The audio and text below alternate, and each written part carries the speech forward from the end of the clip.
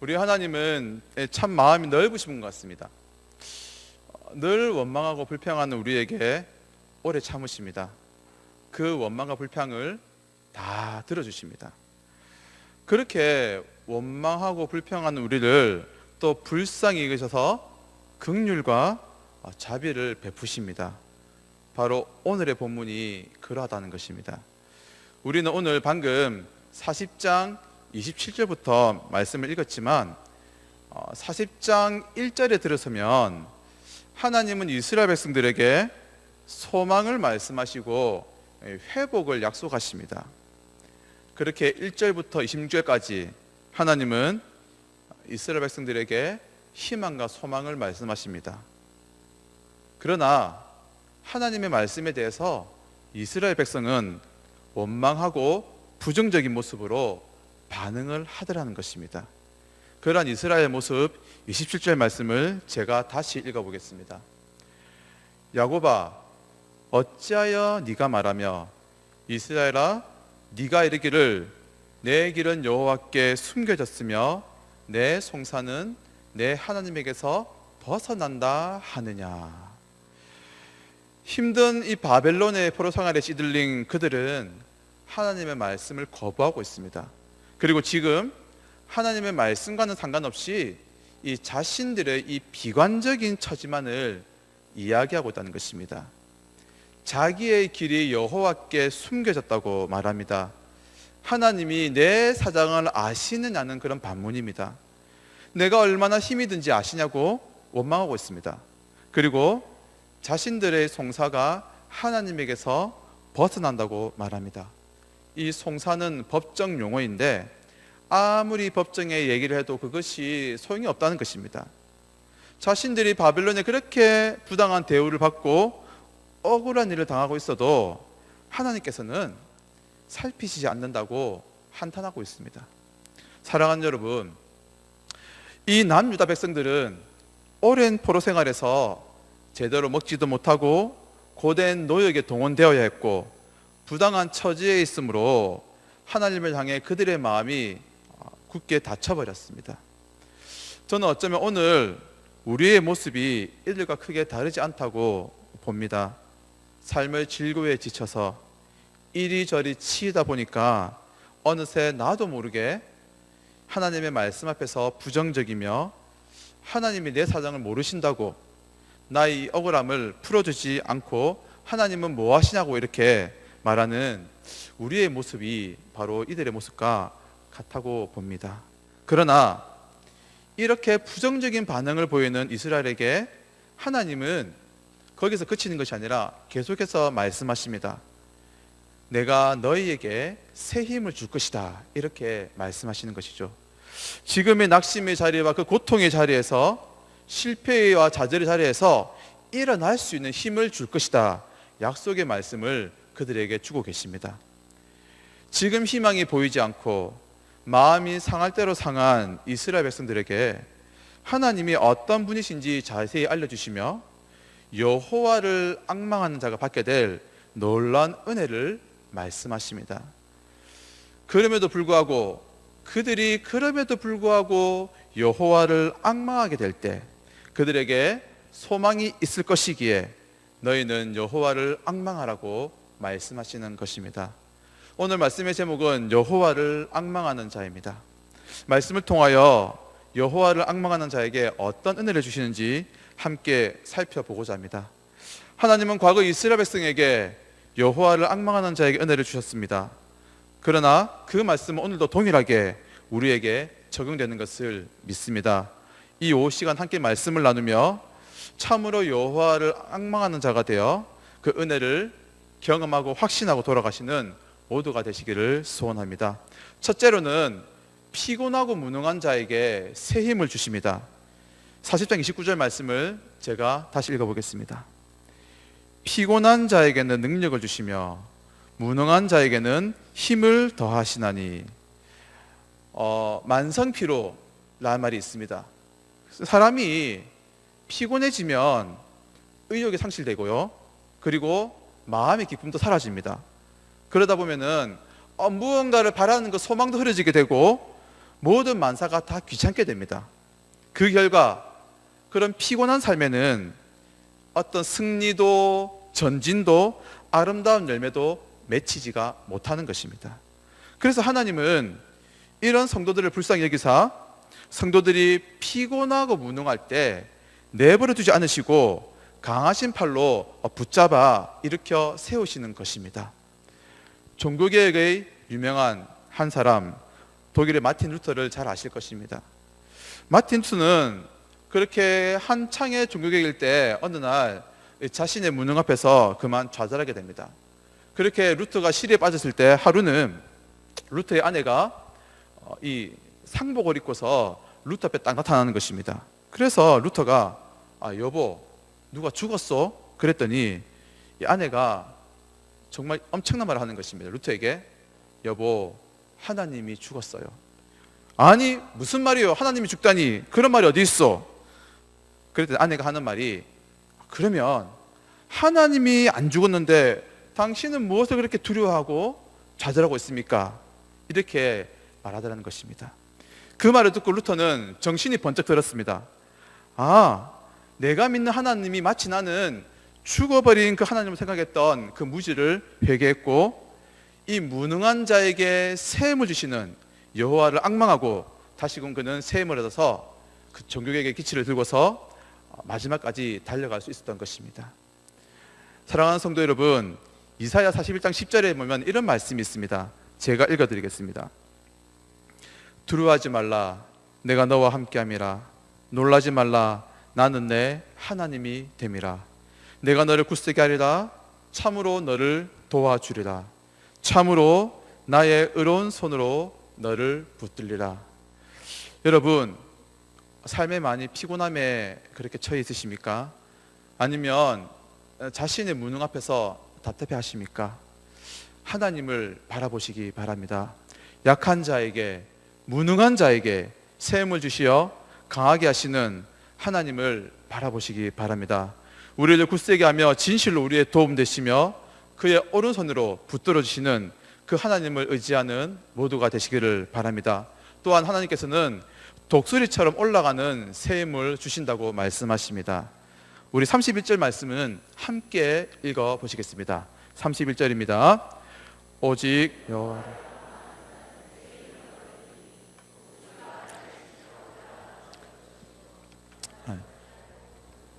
아니하리다. 네. 여기 우리 흔히 주위에 보이는 새들이 있습니다. 참새가 있습니다. 참새가 대략 이 100m 정도를 난다고 합니다. 그러면 오늘 본문에 나오는 독수리가 대충 얼마나 나는지 아십니까? 독수리는 5,000m 정도까지 그렇게 높이 딸의 차이가 있겠지만 그렇게 올라간다고 합니다.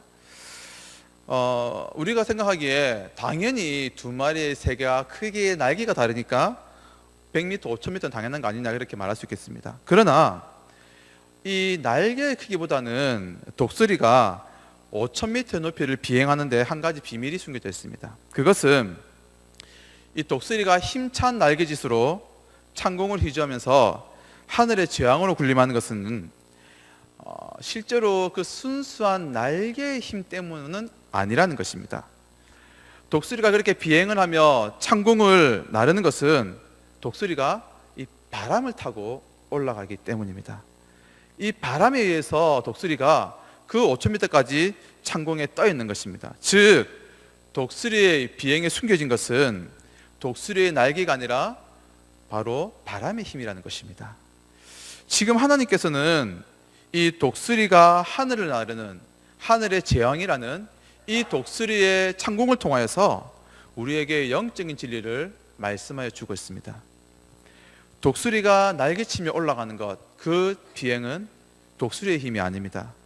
40장 31절에 여호와를 앙망한다고 했는데 이 앙망이라는 말의 뜻이 히브리어를 풀어보면 기다리다, 기대하다, 바라다, 소망하다의 뜻을 가지고 있습니다. 그처럼 우리가 여호와를 앙망할 때 마치 독수리가 바람을 타고서 올라가는 것처럼 우리는 새 힘을 얻게 된다는 말씀입니다. 여호와를 앙망한다는 것은 하나님을 의지하는 것이고 인내하며 그 말씀이 이루어질 것을 믿고 소망 중에 즐거워하는 것입니다. 그래서 그렇게 말씀을 붙잡고 나아가는 삶, 그때 우리는 비로소 독수리처럼 우리도 모르는 사이에 날개치며 올라가 있게 되더라는 것입니다. 조금 더 깊이 살펴보겠습니다. 독수리의 날개치며 올라가는 것은 바람에 의한 힘입니다. 독수리 자신의 힘이 아닙니다. 즉 외부의 힘이 독수리로 하여금 하늘에 떠 있게 만드는 것입니다. 우리 삶의 원리도 이와 마찬가지입니다. 우리에게 늘 새 힘이 넘쳐나는 것은 내 자신에게서 나오는 것이 아니라는 것입니다. 하나님께서 붙들어 주실 때 새 힘이 넘쳐납니다. 이 신약시대 특별히는 복음 시대에는 이제 성령께서 우리와 함께 하시며 우리에게 날마다 마르지 않는 샘솟는 새 힘을 성령께서 공급하여 주십니다. 그래서 성령이 우리와 함께 하실 때, 우리가 성령으로 충만하게 될 때 우리는 이 세상의 물결을 넘어서, 세상의 파도를 뛰어넘어서 독수리처럼 그렇게 창공을 나르게 된다는 것입니다. 그렇게 세상에서 가장 성령 충만하여 사셨던 분이 바로 우리 예수님이십니다. 베드로는 예수님에 대해서 사도행전 설교를 하면서 이렇게 말합니다. 하나님이 나사렛 예수에게 성령과 능력을 기름 붓듯 하셨다, 이렇게 증거를 합니다. 근데 예수님의 삶을 살펴보면 예수님은 사생애, 공생애, 그리고 겟세마네 동산에서 그 십자가를 지시는 그 마지막까지도 여호와 하나님만을 앙망하고 바라보셨던 분이셨습니다. 하나님만을 바라보았고 하나님께 모든 것을 맡기셨습니다. 그래서 예수님께서 마지막에 어떻게 기도하셨습니까? 아버지의 뜻대로 되기를 원하나이다. 예수님의 성령 충만의 비결은 다른 곳에 있지 않았습니다. 일평생 하나님께 맡기고 하나님을 바라보고 하나님을 의지한, 거기에 바로 예수님의 성령 충만의 비결이 있었다는 것입니다.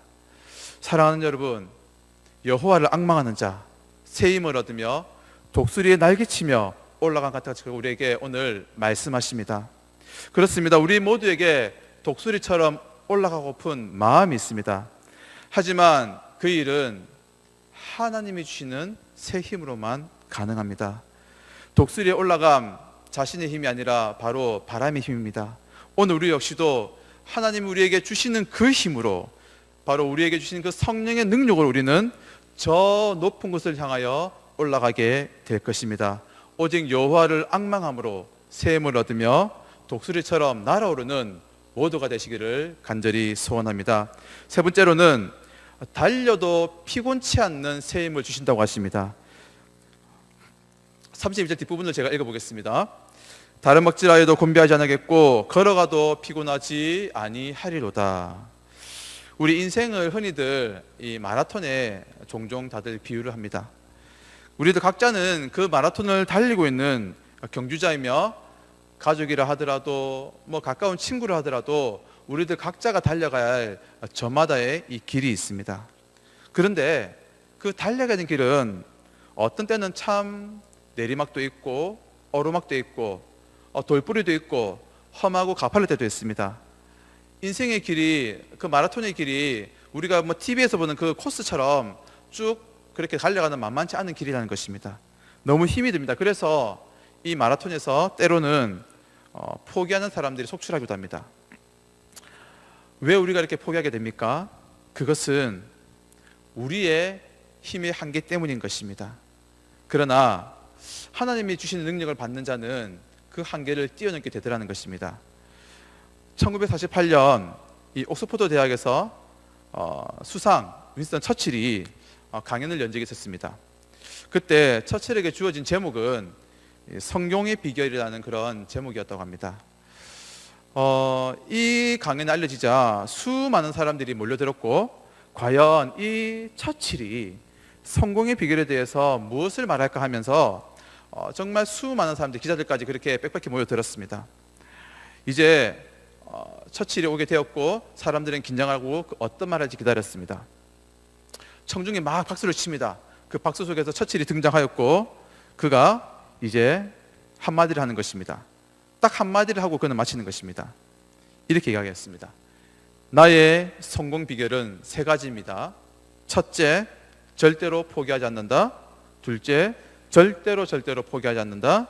셋째, 절대로 포기하지 않는다. 이것으로 강연을 마치겠습니다. 그래서 저는 당시의 사람들은 이 처칠의 강연에 굉장히 열광하였습니다.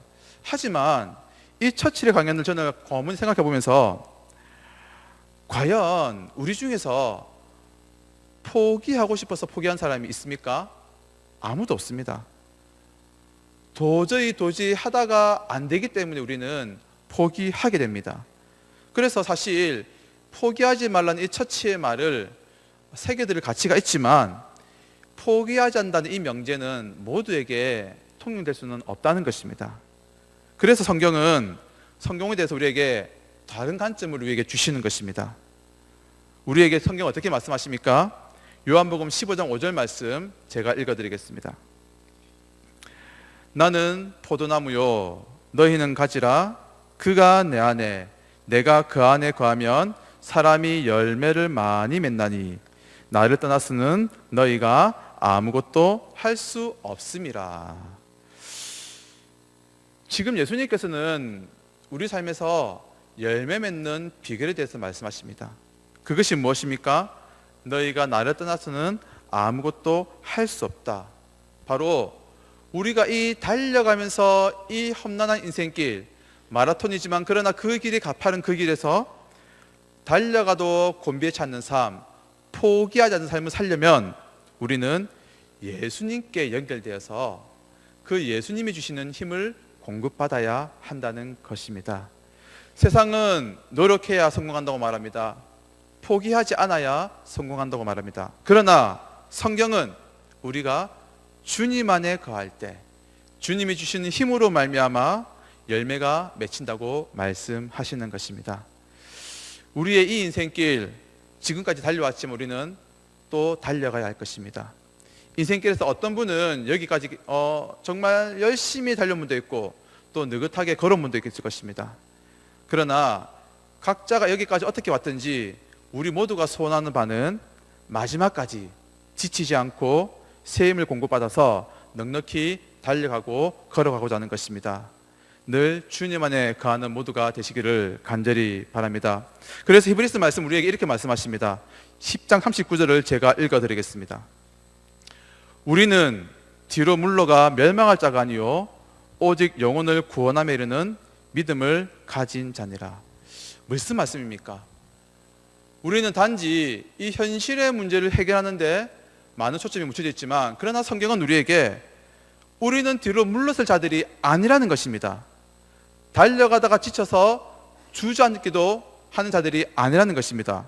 오직 우리는 그렇게 독수리에 날개치며 올라가는 것 같이 앞으로 나아가면서 영혼을 구원하는 그 믿음을 가진 자들이 바로 우리라고 성경은 말씀하고 있습니다. 사랑하는 여러분, 오직 여호와를 앙망하는 모두가 되시기를 바랍니다. 그리하여서 달려도 걸어도 피곤치 않냐며 뒤로 물러가지 않냐고 날마다 그 한 영혼을 구원하는 믿음으로 담대함으로 나가는 모두가 되시기를 바랍니다. 말씀을 맺겠습니다. 바벨론의 포로 생활을 끝내고 하나님께서는 너희에게 돌아오야겠다 약속의 말씀을 주십니다. 그러나 오랜 포로 생활에 지친 이스라엘 백성들은 부정적인 반응을 보입니다.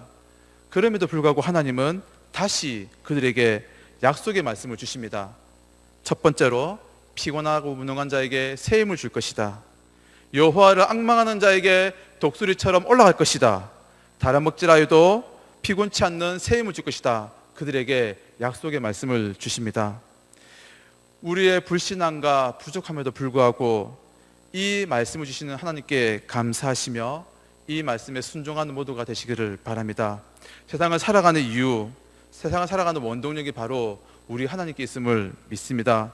그리하여서 다가오는 한 주도 그분의 능력과 구원을 기다리며 오직 여호와를 앙망함으로 새 힘 가운데 살아가는 복된 모두가 되시기를 간절히 소원합니다.